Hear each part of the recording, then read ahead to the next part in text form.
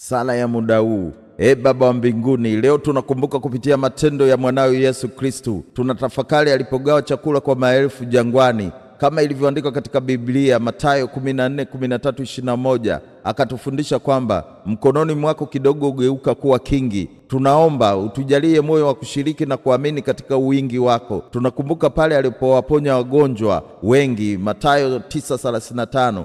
Vipofu wakapona, walipooza wakasimama, wenye huzuni wakapata faraja. Tunakumbuka pale mwanamke alipolia na kumwaga machozi miguuni mwake, Luka 7:36-50. Ndipo Yesu Kristo akasema, dhambi zako zimesamehewa, imani yako imekuokoa, nenda kwa amani. Baba, tufundishe unyenyekevu, moyo wa toba ya kweli na imani isiyoyumba. Baba, tunakuja mbele zako tukikubali yote tuliyofanya wiki mzima, mema na mabaya. Tusamehe makosa yetu, utakase mioyo yetu na utuoneshe njia mpya. Tuongoze katika wiki inayokuja tukiwa na nuru yako, amani yako na kusudi lako. Kwa jina la Yesu Kristo tunaomba kwa pamoja, kwa imani tunasema amin. Leo ni siku na kesho ni siku. Mungu akubariki sana. Amin.